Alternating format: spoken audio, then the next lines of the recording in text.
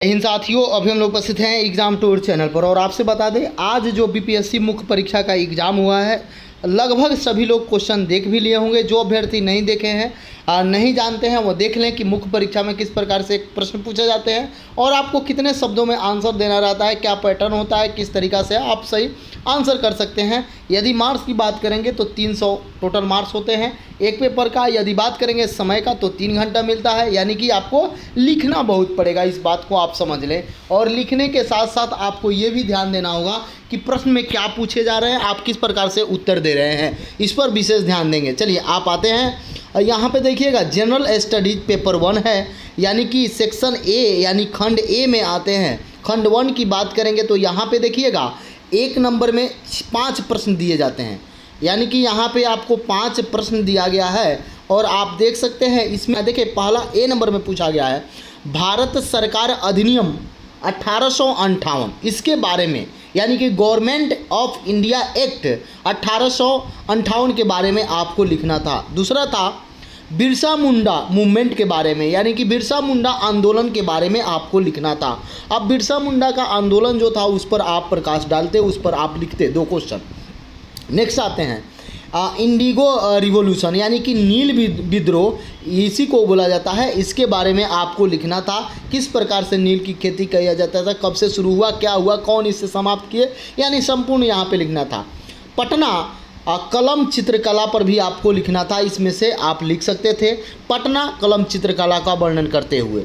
अगला था ई नंबर में, यानी कि 5वां प्रश्न था प्राचीन काल में पूर्वी भारत में गुहाओं का विकास कैसे हुआ, यानी विकास के बारे में आपको लिखना था पूर्वी भारत में। आगे आते हैं अगला देखिएगा, अगला क्वेश्चन अब 2 नंबर में दिया गया था। इसमें आपको 2 प्रश्न दिए जाते हैं। 2 कहने का अर्थ हुआ कि ए और बी में किसी एक को आपको लिखना रहता है अथवा में करके दिया जाता है। यहाँ पे देखिएगा भारतीय राष्ट्रीय आंदोलन के उद्देश्य उदय में कारकों के चर्चा कीजिए, यानी कि उदय का क्या क्या कारक था, इसने स्वतंत्रता संग्राम को किस प्रकार दिशा दिया, यानी कि जो स्वतंत्रता संग्राम हुआ उसे भारतीय राष्ट्रीय आंदोलन ने किस प्रकार दिशा दिया, इसका वर्णन करना था। अथवा बी में था ब्रिटिश शासन की विभिन्न योजनाओं के अंतर्गत बिहार में औपनिवेशिक तकनीकी शिक्षा के विकास की चर्चा कीजिए, इसके प्रभाव का आलोचनात्मक विश्लेषण कीजिए। यहाँ पे देखिए ब्रिटिश शासन की विभिन्न योजनाओं के अंतर्गत बिहार में पूछा जा रहा था, तो बिहार पर विशेष फोकस होना चाहिए।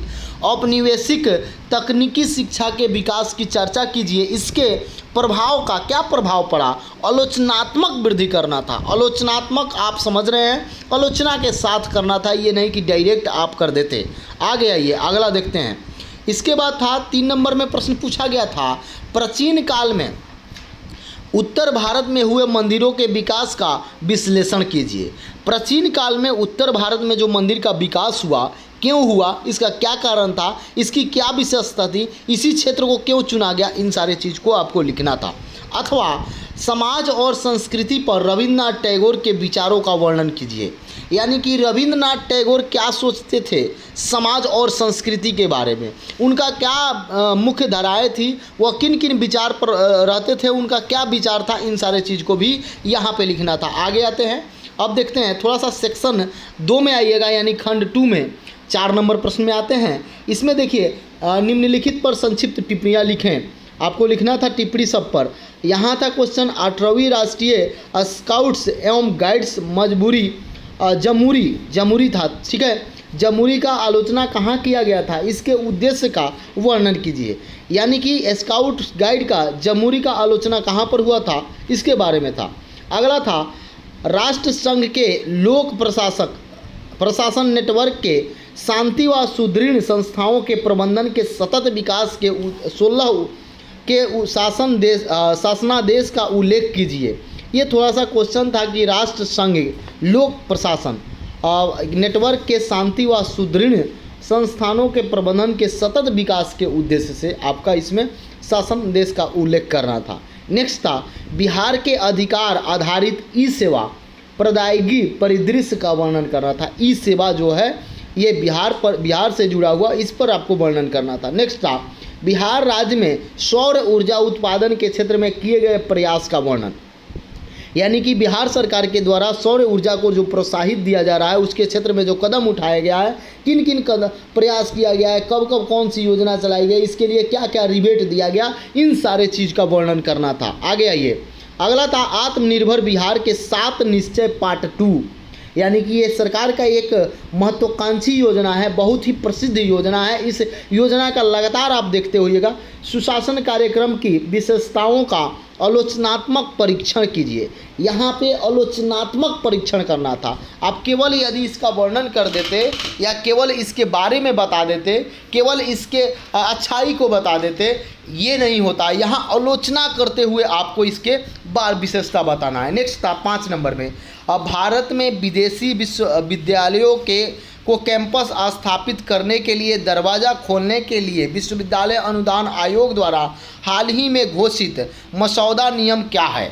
यानी कि भारत सरकार के द्वारा विदेशी जो विश्वविद्यालय है उसके कैंपस खोलने के लिए क्या क्या व्यवस्था किया गया। आप भारत में उच्च शिक्षा पर उसके प्रभाव के बारे में कैसी संभावनाओं की कल्पना करते हैं? क्या आपको लगता है कि यह खेल परिवर्तन होगा?